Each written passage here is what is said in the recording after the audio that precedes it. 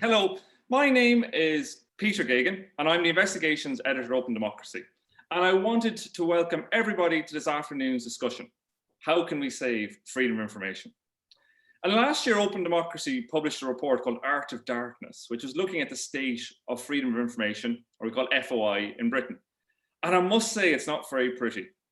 Response rates have never been lower to freedom of information requests, and it's never been harder to get information out of the quarter of a million public bodies that are subject to FOI. And really, it's not supposed to be like that. FOI in Britain is 15 years old now, so it's 15th birthday. The Act was actually passed in 2000, but it only came into force 5 years later. And freedom of information allows anyone to ask for information that's held by a public body. So long as that information isn't covered by one of the 24 exemptions, and they can kind of range from everything from national security to commercial confidentiality, then if you don't hit one of those exemptions, then you should be able to get the information you want. And asking for the information is really easy. You can send a request by email, letter, phone, or even on social media. And public bodies have 20 days to respond. And FOI, I think, has been a really vital tool for transparency. And politicians might know, like quite a few of them do, and we're joined by some of them today. And if it wasn't for freedom of information, we wouldn't know things like how many sexual offenders were in the Met Police.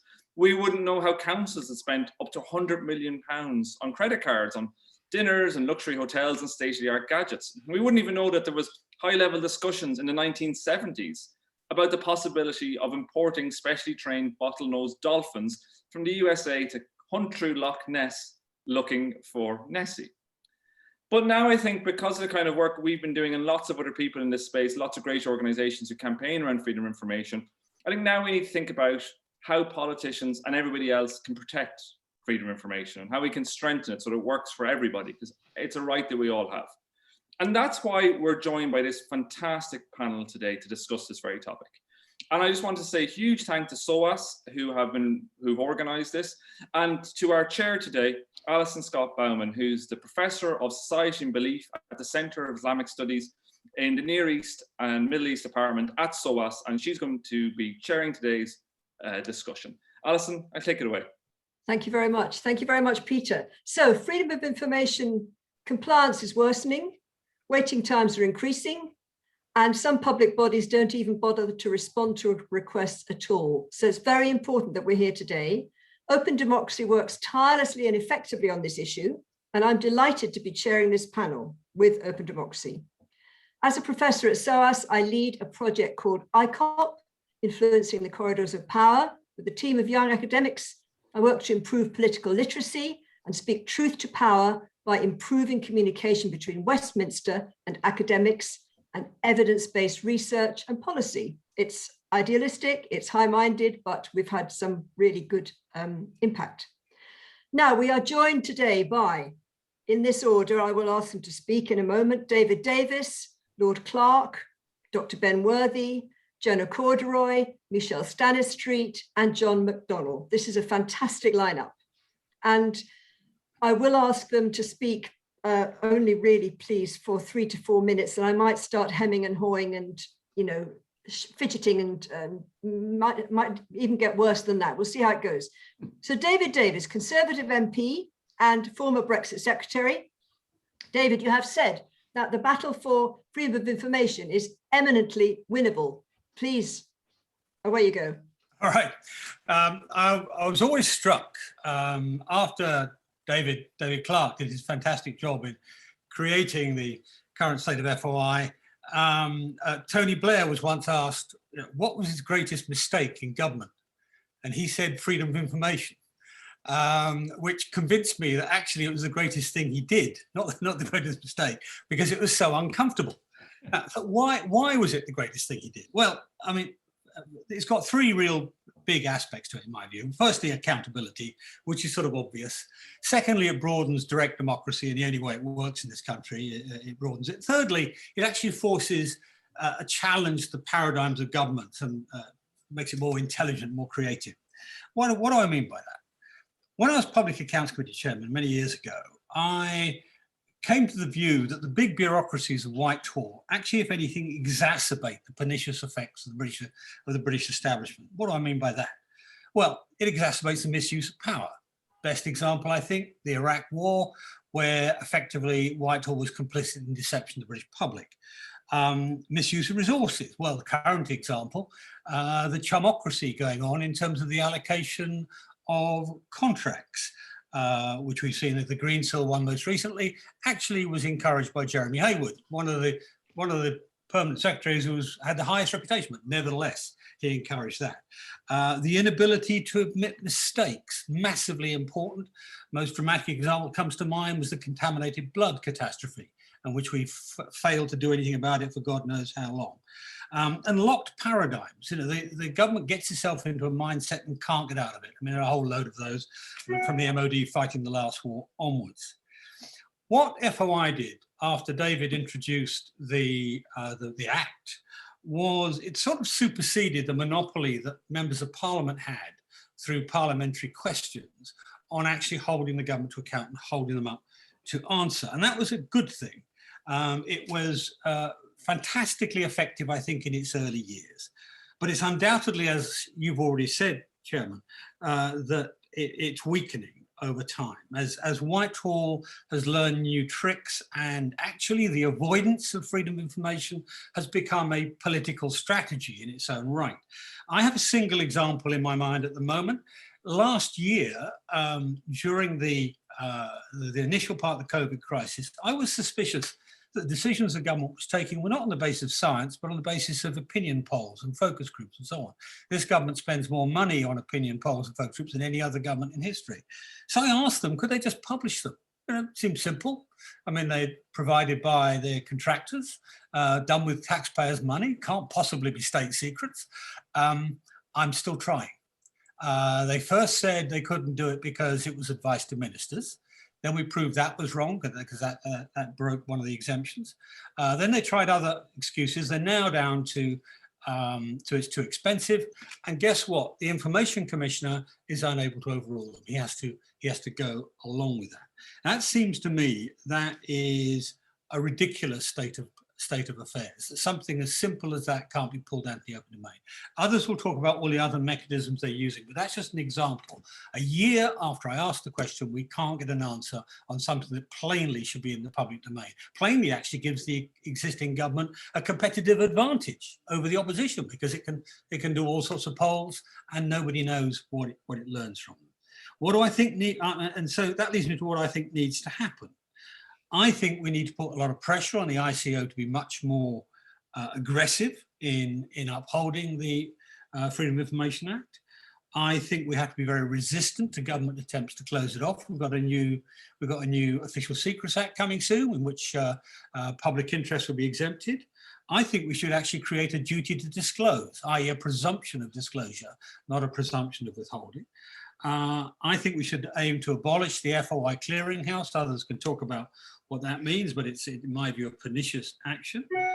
We should open up, I should think we should remove commercial confidentiality, frankly, from one of the exemptions, because I actually think it's pernicious. I think it works badly. And if I had my way, I'd actually create a government unit reporting to a select committee whose duty and absolute access is to provide information which they think is to be in the public domain. If we start doing a few things like that, we might actually deliver on David's marvellous promise of 15 years ago. That's it. Lovely. Thank you so much. That's a very powerful start. Thank you for kicking off so powerfully, David. That's excellent. So presumption of disclosure, removing commercial confidentiality, two of your main points. Lord Clark, we come to you now, if we may. Baron Clark of Windermere, you were the architect, indeed the granddaddy of the FOI. You created the white paper, you wrote the white paper in 1998, which led to the 2000 Freedom of Information Act. How do you view the situation now? Well, what I'd like to do today is perhaps start off by revealing a few, the feeling, what was happening 20 odd years ago. We'd won an election and we'd said quite clearly we were going to introduce a Freedom of Information Act. And believe it or not, the Prime Minister, Tony Blair, said to me, go for it. And indeed, when I produced the white paper the following year, he actually signed an introduction endorsing it, very enthusiastic about it. So what went wrong? I don't know. I suspect it was the experience of government. But it was quite clear to me that what I began with had to be as strong as possible. I had to introduce freedom of information plans, which were bold, well thought out, because they would face extremely strong opposition in the course of the legislative program. Now, we had an advantage. The fact we'd been so upfront about the Freedom of Information Act and our proposals for it meant that whilst there were some senior civil servants in the Cabinet Office and generally who were unhappy about it, they nevertheless knew we had public endorsement for that. And therefore, I was very keen that it was on that I would base it. And I remember very clearly, I was invited if I'd produce, and David will know this feeling, if I had any bids for the new Queen's speech. So I immediately got onto it. It was my #1 priority. I had the civil servants in and they said, well, we've prepared nothing. The previous government had actually decided they did not want FOI legislation. They were going to follow a code of conduct. I pressed them and they said the best thing they could do was to put the code of conduct on a legislative function. I thought about it, I discussed it with my colleagues, and we decided we couldn't follow that route because anything we produced based on the code of conduct would actually be too weak to get through the legislative process. So I basically said that we were determined to have our own bill. We'd wait a year for it.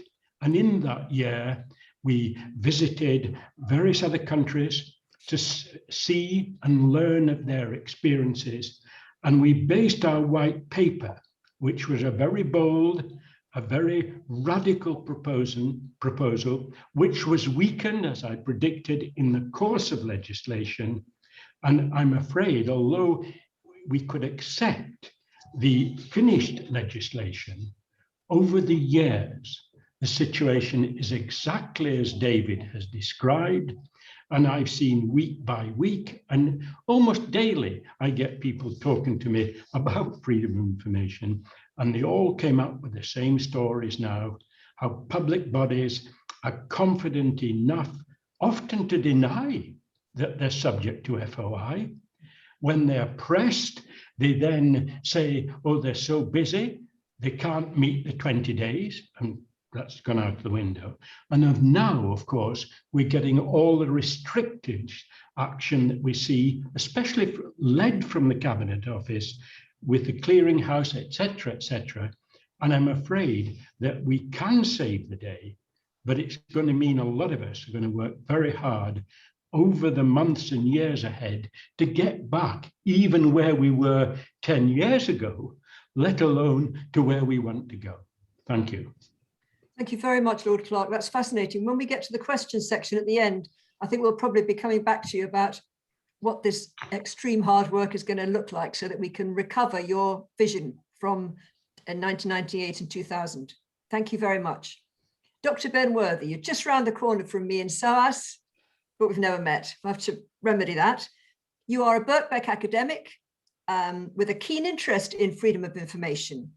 In 2018, you co-authored a paper and you asked this million-dollar question, do FOI laws increase transparency of government?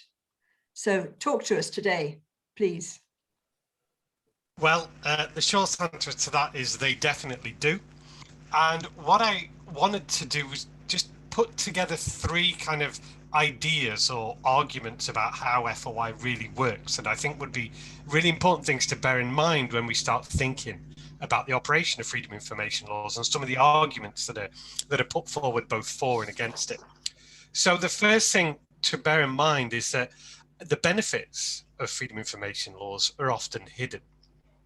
And to give you one example, FOI laws aren't just there as a gotcha device to catch out politicians when they behave badly. but actually their mere existence works to deter politicians from behaving badly in the first place. So when you hear politicians, senior politicians, complaining about freedom of information laws, actually you can take that as a sign that the law is working pretty much as it should. The second aspect is that freedom of information is very much a local tool. And this is another hidden aspect to freedom of information laws. Actually, when we did our study back in 2010, we calculated that around 80% of requests go to local government. So for every one request that goes to central government, actually 3 to 4 went to local councils. And given some of the recent data from my society, the number's probably even higher. But what this means is that lots of the benefits of freedom of information are kind of micro-political. They're about kind of potholes rather than defense procurement, as I want to put it. So actually, again, it plays a really valuable micro-democratic role, but not one that we can always see. And finally, I just wanted to tackle one of the arguments that's often rolled out by opponents of freedom of information, which is that it costs money and that it is, in inverted commas, expensive. Well, putting aside how impossible it is to calculate how much an FOI request costs, one estimate put it at £130 per request, another put it at £19. The really important thing is that freedom of information is actually a democratic right. And we shouldn't be putting price tags on democratic rights. We don't hear people complaining about the cost of individual ballot boxes. So why should we complain about the cost of individual FOI requests? I think it's important to remember that freedom of information has lots of these sort of hidden aspects to them. George Orwell spoke about the fact that freedom is the right to tell people things that they don't want to hear. Well, freedom of information is the right to ask questions that governments don't necessarily want to answer. Thanks. Thank you very much. So the benefits are hidden. The benefits are often more local. 3 out of 4 are local. So it's potholes rather than defense spending, for example, and not expensive because you can't put a price on democratic rights. That's very powerful. Thank you so much. Jenna, welcome. Jenna, well, welcome. You're here already. You belong at Open Democracy. You're an investigative journalist at Open Democracy. You have experienced your personal data being moved around departments so that they can work out that they shouldn't release stuff to you because you are indeed an investigative journalist. So you've done this through legitimate FOI requests. You're a real dab hand at this. Perhaps you could tell us some more. Yeah, sure. So at Open Democracy, we submit FOI requests for our investigations, but over the years we've been seeing it's been tougher to tease out information, and government departments, they are less likely to grant a request in full. When you appeal against a refusal, you submit an internal review, but those aren't answered within the timeframes, and then you've got to complain to the Information Commissioner's office, and you're looking at about 6 months to get an outcome. And then sometimes you have to go to the tribunal, which I have done multiple times, one involving legal advice over a drone strike. And so you're looking at years essentially to get the information that you want. And yet it can be a very lonely and frustrating experience. And that's not an effective system. And it's not working particularly with central government departments. And that was confirmed in our recent report, Art of Darkness by Lucas Amin. So I'll come on to the clearinghouse. So during our investigation into the state of FOI, we came across something called the clearinghouse, which is operated by the Cabinet Office. And when sensitive or round-robin requests are received by other government departments, they are alerted to the clearinghouse.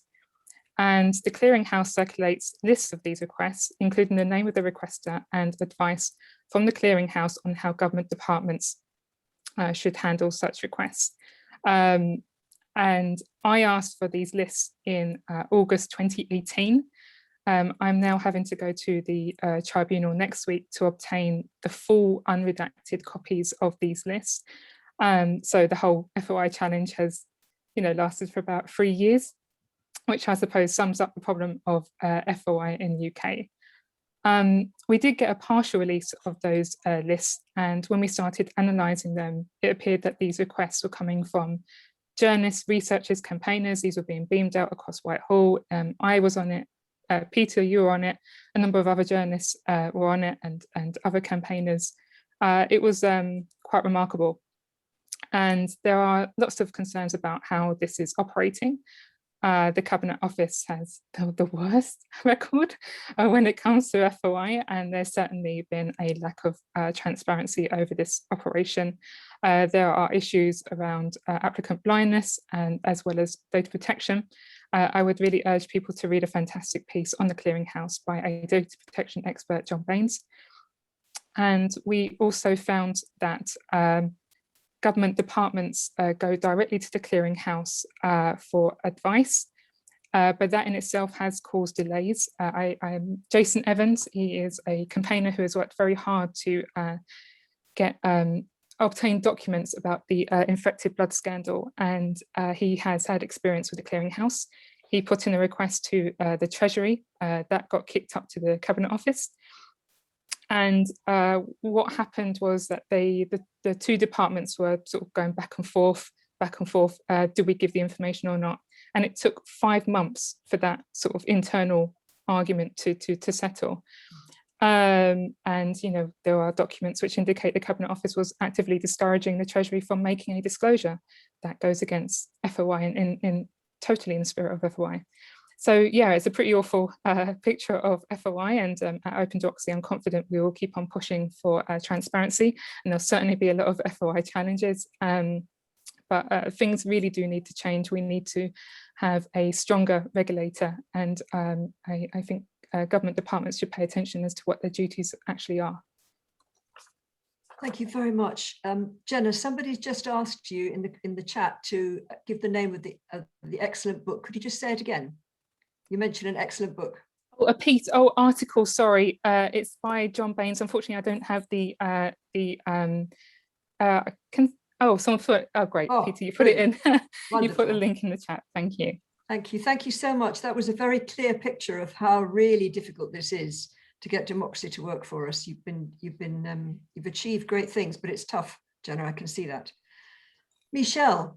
Welcome, Michelle. Michelle Stanistreet, you're a trade unionist, a journalist, and you are General Secretary of the National Union of Journalists. You've been watching this Orwellian, as you call it, development, and you describe it, you've given practical advice on occasions of using subject access requests to follow up freedom of information requests when they're not answered. So welcome. Hi. Hi, thanks Alison, and thanks very much to openDemocracy for organising what's a really timely and important meeting.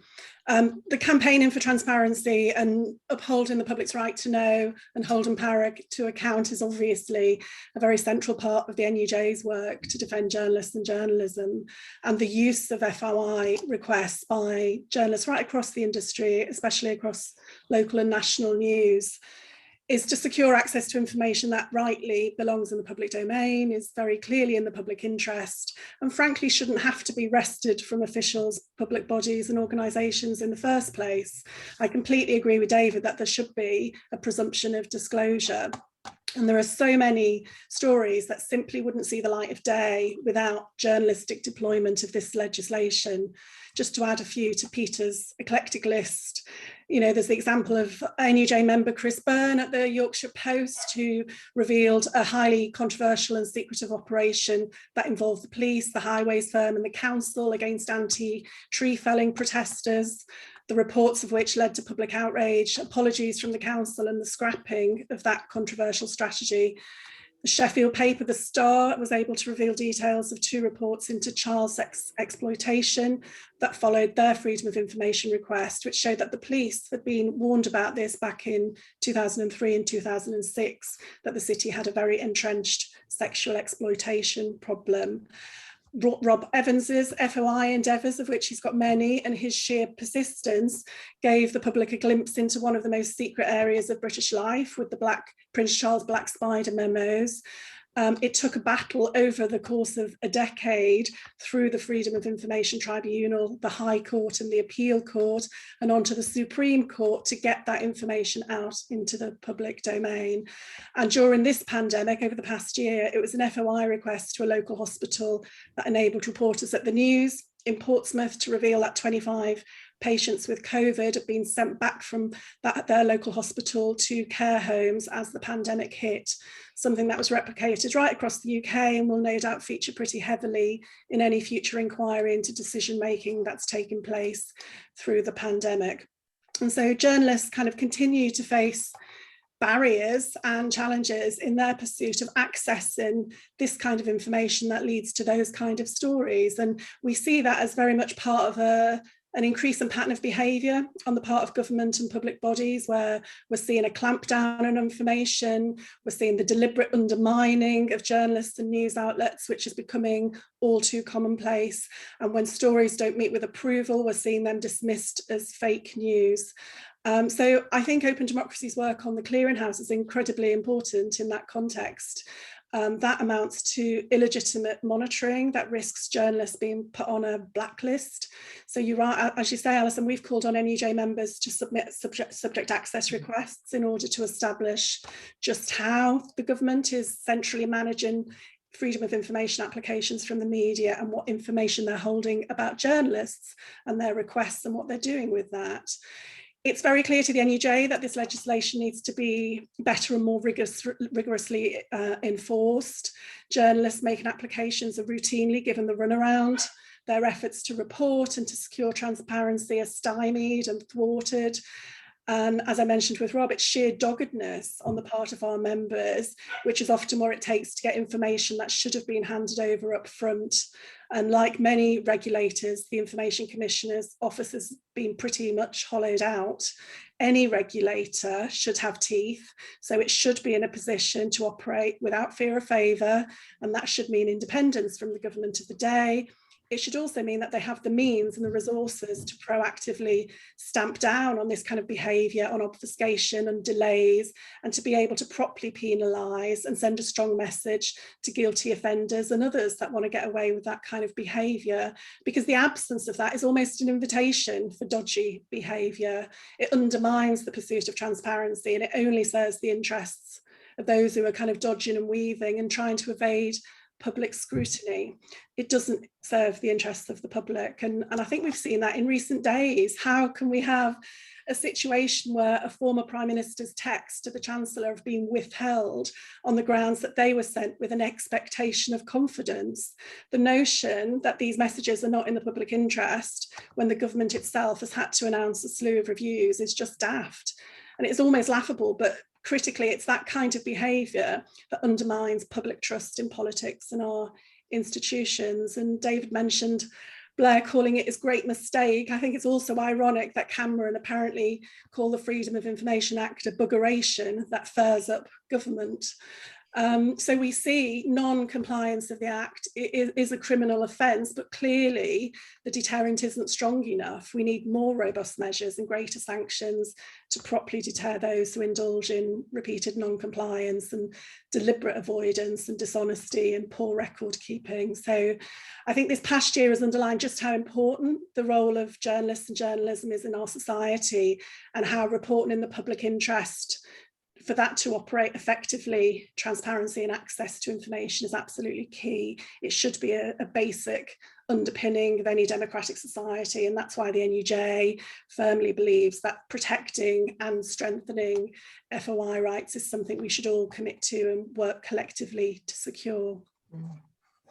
Thank you very much. That's extraordinary. We desperately need your journalist support on this, and you're explaining to us very clearly how this invitation to non-compliance comes right from the top, and is now trickling down and making things difficult for us. Thank you so much, Michelle. John McDonnell, Labour MP and former Shadow Chancellor. You have a strong interest you've devoted your whole academic career, your whole political career to creating a healthy society and supporting people in their quest for public knowledge. Welcome. Okay, I'm also the secretary of the National Union of Journalists Parliamentary Group. Obviously, we've taken a specific interest in the developments. Just very briefly to comment on the other speakers in particular, I came into Parliament in '97. David Clarke was seen as the knight in shining armour that was to deliver freedom of information, because at that stage we'd had, if you remember, had gone through a period where sleaze was top of the political agenda, and part of the incentive for freedom of information was to try and clean up British politics and hold politicians to account. And exactly as Ben said, to deter politicians from behaving badly.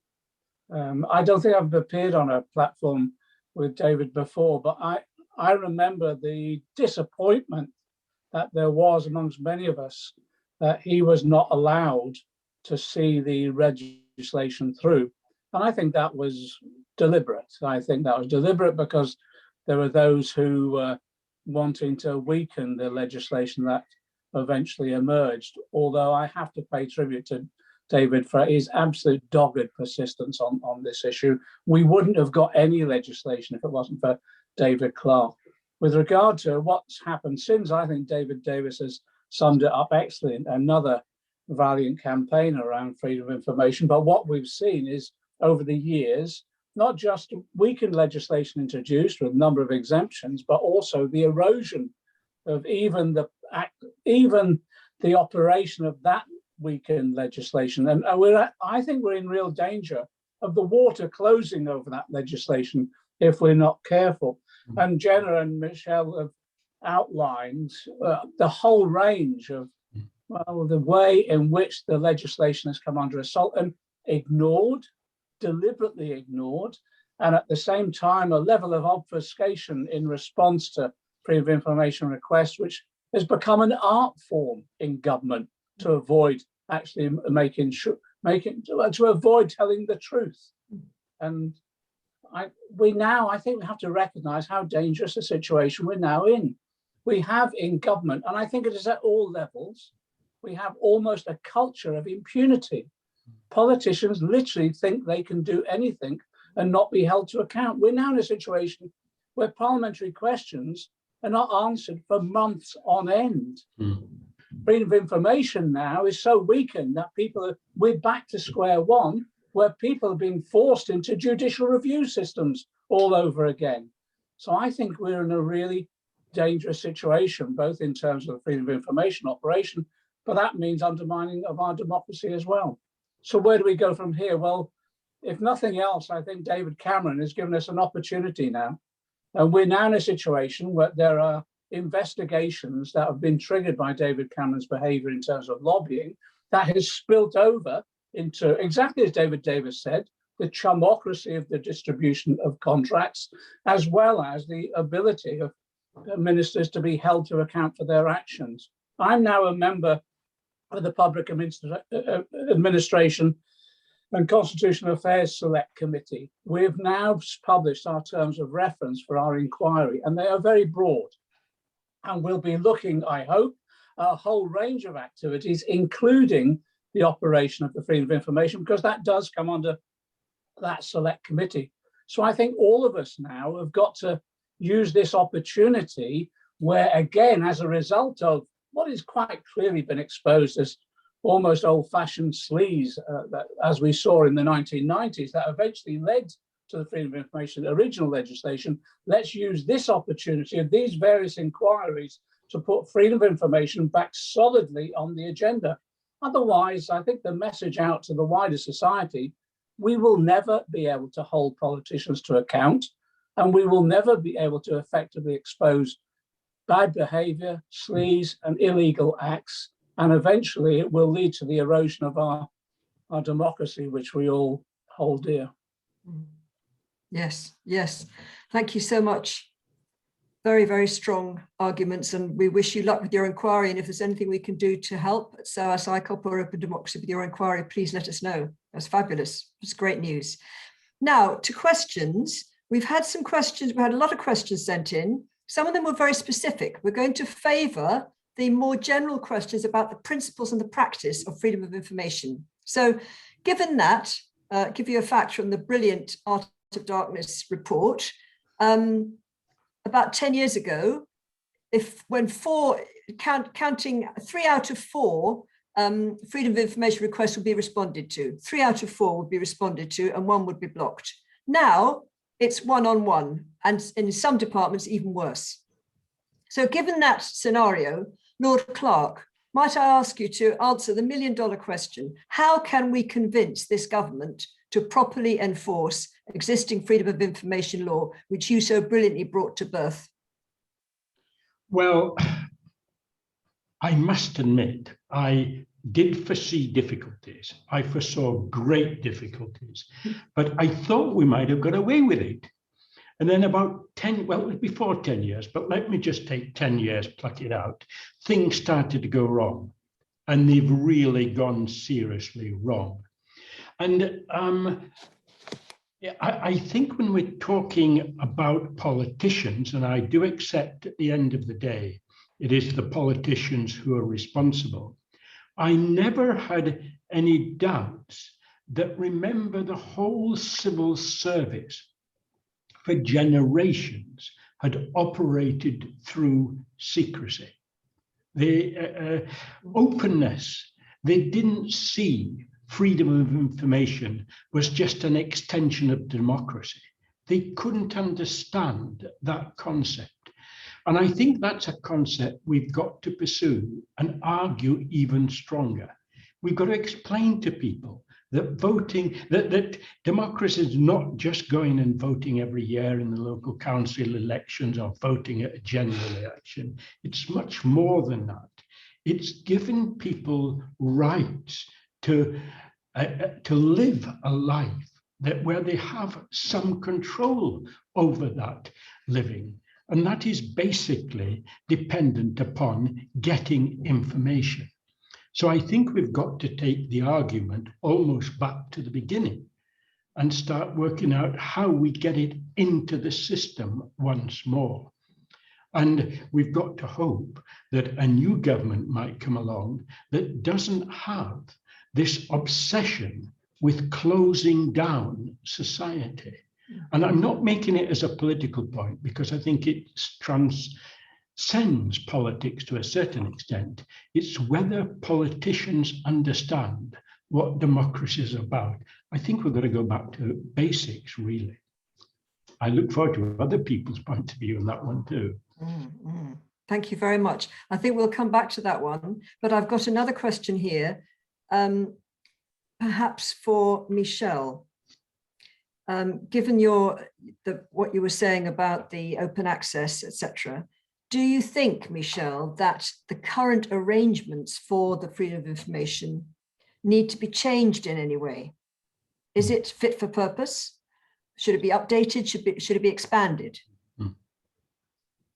No pressure. I think it absolutely should be strengthened and it should be expanded. I mean, I think that the challenge at the moment, and your statistics that you just read out, that the move from three out of 4 to one-on-one is incredibly shocking, isn't it? And it just does demonstrate how it's kind of almost become emasculated over that period, and it's really been weakened as a piece of legislation. So I think we do need to change the culture and the practices that surround this, and which is why, I was saying I think we need greater sanctions, and we need to boost the deterrence, because clearly the current situation, there isn't a strong enough deterrent to stop the kind of the repeated non-compliance that's taken place, the dishonesty that we can clearly see is there, the poor record keeping, and the deliberate attempts to kind of kick applications into touch. So there has got to be changes in that regard to change the practical operation of this. And I think John's point about the development almost of a culture of impunity is a really important one as well. How do you change the culture of how these are handled? And you can see in the chat box, this is not just about central government, it's actually about applications that are made to local governments. There's a lot of issues there, and people are talking about training, and how do you develop and foster that culture in a healthy sense? And I think that does have to come with checks and balances, and it does have to have the right balance of carrot and stick in terms of those people who are tasked with carrying out those applications, because it's quite hard not to at the moment think there is that deliberate culture of impunity and deliberate decision making to try and thwart legitimate journalistic inquiries. Yeah, absolutely. Yes, thank you very much. That's so some updating is necessary, but we'd also need to get it working in the first place. Question for Ben. As a fellow educationalist, you could answer this in terms of education, but it's a very broad question as it came through to us yesterday. What can we do as members of the public to further this cause, Ben? Well, I think one way is not necessarily to use the Freedom of Information Act, but to speak positively about the Freedom of Information Act as well. I mean, one of the reasons often talked up by opponents is that there's too many requests, and that's a kind of dangerous place to get to, of course. But one of the real problems, alongside all the practical problems Michelle spoke about, is also this cultural difficulty, and the fact that what we have are often very senior politicians talking negatively about freedom of information. And that negativity percolates entire organizations and public bodies. If the person at the top says you should ignore this law, which is a very strange thing to do, then others will respond to that signal. And if they realize it's not important, then they'll also work to make sure it's even less important over time. So I think one of the things that could really help, like Michelle was saying there, is that we should talk positively and publish positive stories about the sorts of things that freedom of information can do, and change the conversation away from the idea that it is some sort of expensive add-on burden, and make a stronger narrative that this is a democratic right to the same extent that voting is, and it can have very important democratic consequences, and it enshrines democratic principles. So let's try also to change the conversation around freedom of information. And just in addition, also see how it links up. The difference between 2000 and 2021 is that there's lots of other ways of making government transparent too. And we should also think about FOI in the round alongside everything from kind of WikiLeaks and open data and all the other tools that there are available and can be used, and think about it in this as this whole kind of ecology, as some people call it, of transparency, and see how it can work together. Yes, good. Call to arms. Thank you very much. Jenna, a question for you from a former member of the Lord Chancellor's Advisory Committee on Implementing FOI. The questioner says, successive governments have never implemented the Act fully, particularly over private companies taking taxpayers' money being subject to FOI. Shouldn't this be implemented now? Jenna.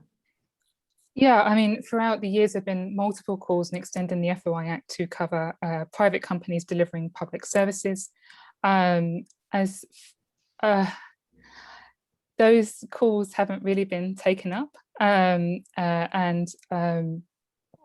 seems to happen every year. I do think there needs to be, hopefully out of today, a significant amount of pressure in order to extend the Act and to apply it, but we'll have to see. I'm sorry, that's I don't know what else to add to that question, that answer. Okay. Extend it now, yes, please. Jenna, could you also comment a little bit more on what you uncovered with regard to the clearinghouse, because that was an open democracy coup, wasn't it, to reveal that? What would you like me to talk specifically on? How we did it? Well, possibly what you think, how you think the public could respond and should respond to your revealing of this secret mechanism. Yeah, I think like I think Michelle has indicated, is that for people who think that their requests might have been handled by the clearinghouse, is to put in what we call subject access requests, getting hold of communications that that contain your name especially, and to track the life of your FOI request through the clearinghouse. I've managed to put in multiple subject access requests and got quite a significant amount of documents out of that process. You can also put in, if you feel that your FOI request is, it's taken a very long time to get a response, you can put in what's called a meta request. You ask for all the communication surrounding how your request was handled. That is a really effective way of trying to find out sort of what people have been saying about your request behind closed doors. One particular one was I put in a freedom of information request to the Department of International Trade. I then put in a meta request, and there were some not very nice comments made about me and my request, but it's funny to me, but it is on a more serious note that they shouldn't be really responding to FOI requests like that internally. and to, I suppose, get in touch with your MP to flag sort of FOI concerns and FOI issues. Yeah.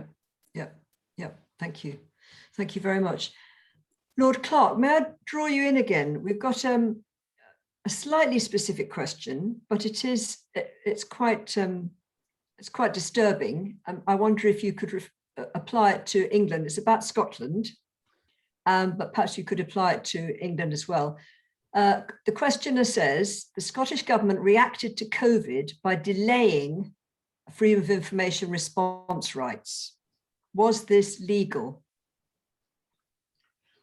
I can't answer that in a sense, but I do accept that the governments in all the countries were very slow in responding to COVID. I mean, that has now come out quite clearly. And although they were denying 15 months ago that they knew it also clear then. And I think what we probably have discovered is that even in the year previously, in the December, various government departments were actually looking at reports of COVID and did nothing about it. Now, I'm not aware of anyone who did put applications in about COVID because things did start appearing. But can I make one point which I should have made previously? I always got the arguments from administrations that it cost a lot of money. And I used to say, well, it doesn't need to cost a lot of money.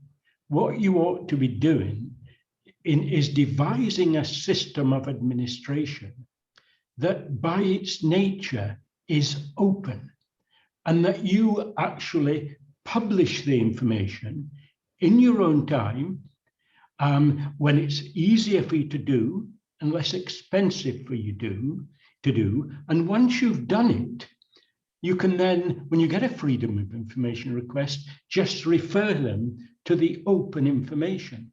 And I hoped that that system would actually become embedded as a new generation of civil servants and public servants emerged who were not hooked on the obsessions with secrecy, convenient that it is. And I think we failed in that.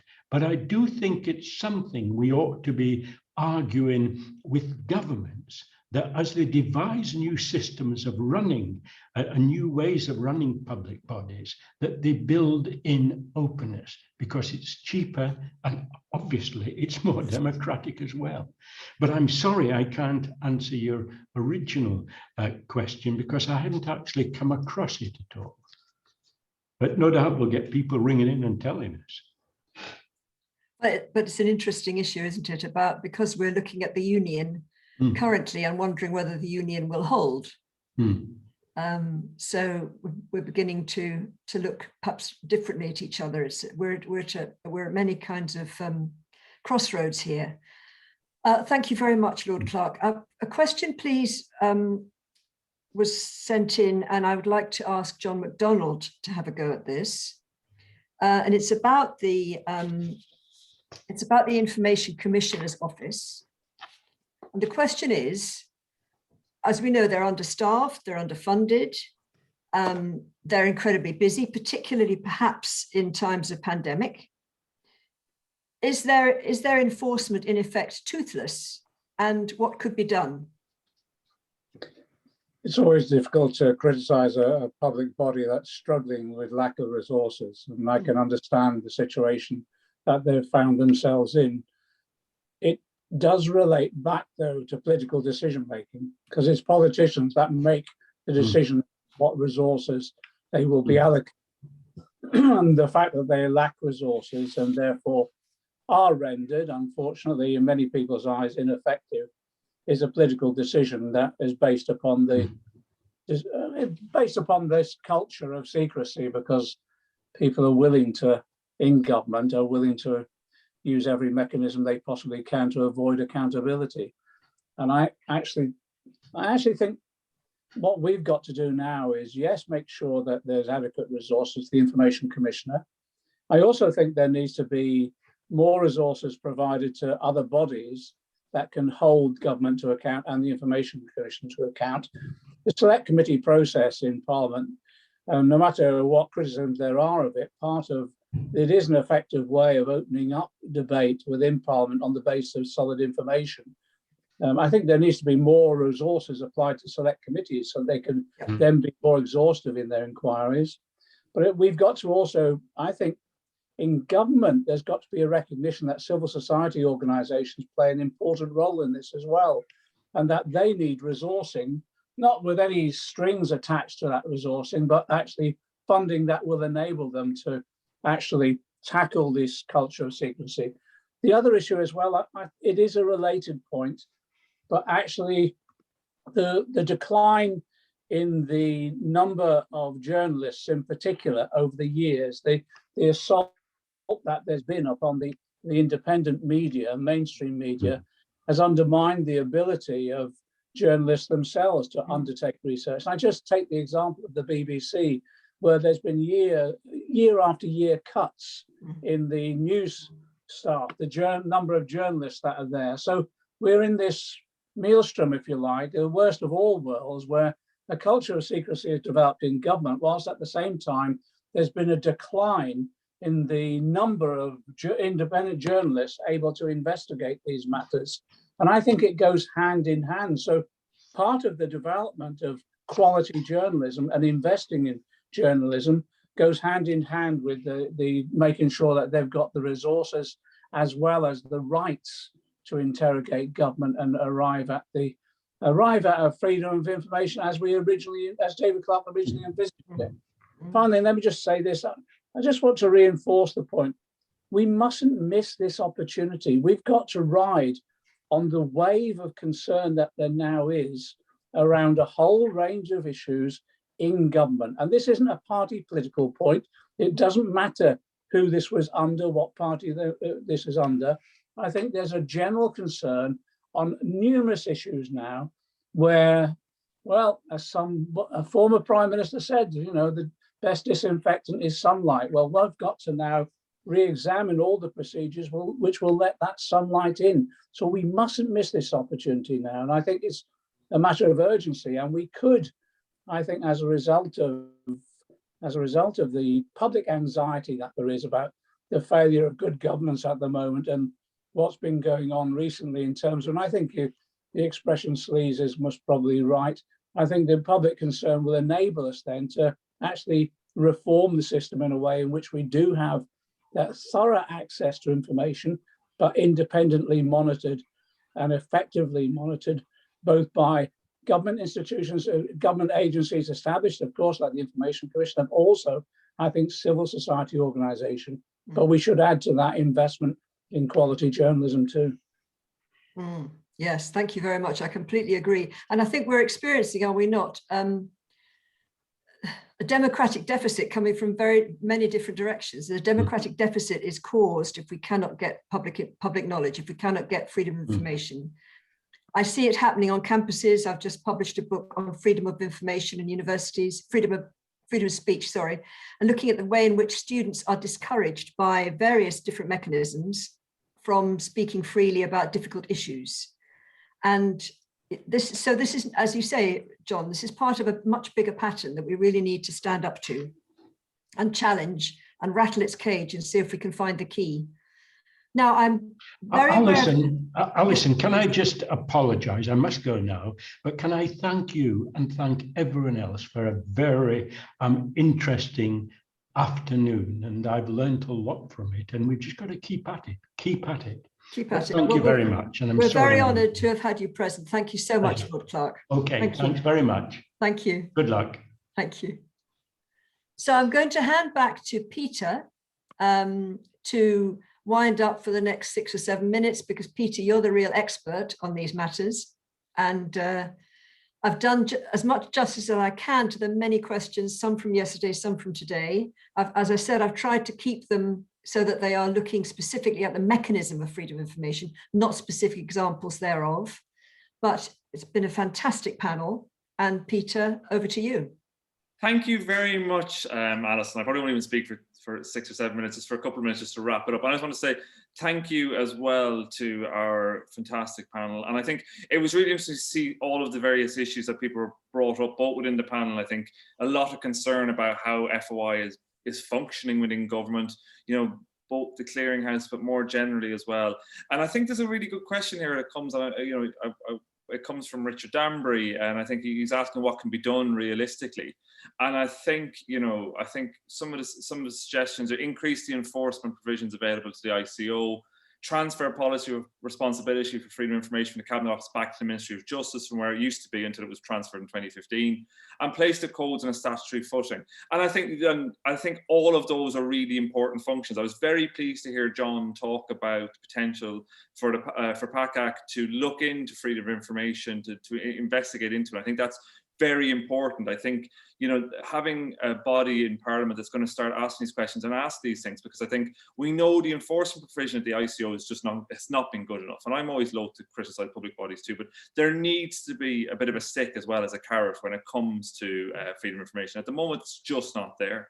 The ICO tends to be overwhelmingly concerned with data protection, and I think it sees freedom of information very much as a poor cousin. I think that's something that we need, hopefully with the new ICO officer coming, the new head of the ICO coming in. I think that's really, really important. And I think there's the fact that the department that's in charge of freedom of information, the Cabinet Office, is the worst. I've talked to any journalist, you know, I'm not breaking a state secret. I recently sent an FOI to the Cabinet Office in relation to some of our clearinghouse work.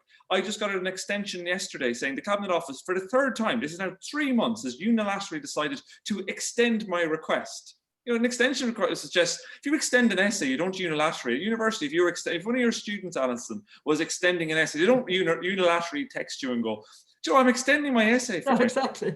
And this is a huge problem. This is the body that's in charge of it. This is the Cabinet Office, and they are not. You know, they clearly, you know, they clearly are not taking this seriously. You know, I was really struck in an otherwise terrible piece by Dan Hodges in the Mail on Sunday at the weekend, where he was talking about the Greensill story, and kind of almost saying that there must be a mole inside Whitehall that's feeding information, which, knowing the journalists involved in this, that is not the case. But he did say the people, sources in government are surprised because they have a system for FOIs, and they know all the FOIs coming in, they can see them. It's just the clearinghouse system, so we can see that this is operating. So I think that's really important. And I think putting the codes, and as Richard says, on a statutory footing is really important too, because I think there needs to be a statutory basis for this. At the moment, FOI feels like something people have to take to be cognizant of if they want to be. Just before I go, just to give you one example of that without getting into the weeds, the case that we are taking next week at the Cabinet Office, against the Cabinet Office, the Information Tribunal, that is to uphold an ICO judgment. The ICO ruled in our favour ages ago, and we're having to go all the way to a courtroom, and thanks to Lee Day, who are working with us on this, a great law firm, we're having to go to this huge personal expense of time and everything else to do this, and that shouldn't be the case. So I think there's a lot there, and I'm delighted, I'm really heartened to see John talking about this and see David Davis as well, and I think there's a huge amount of work that needs to be done to do this, and I think it is, the way to do it is through actually solid advancement in a legislative framework. So thank you very much for that. Thanks for everybody coming. Before I go as well, I just want to give a quick shout out to our friends and colleagues in My Society who have an event on next week, next Wednesday, the 28th, about FOI. I'm speaking at it as well. It's at 4 o'clock. It's promised to be a very, very, hopefully good event. It's called Reforming Freedom of Information. So again, that kind of chimes quite well. It's at 4 o'clock. And if you look it up on My Society's website, Reforming Freedom of Information, Improvements to Strengthen Access to Information in the UK. My Society have a report coming out on Wednesday as well into FOI. I'm not going to give away any state secrets to say that they've got some of the same issues that they identify as we have too. And I think there's a coalition building around this. I think it needs all these different groups to be involved. I think it needs politicians and sort of leadership too. So thanks, and it needs all of you too. So thank you very much, everybody. And I'll say goodbye as well. Thank you so much. I'm very proud to have been joint running this with Open Democracy on behalf of SOAS ICOP. And thank you so much, everybody. Brilliant. Huge thanks to SOAS as well. Massive. I couldn't have done without it. So thank you very much, Alison, to everyone at SOAS.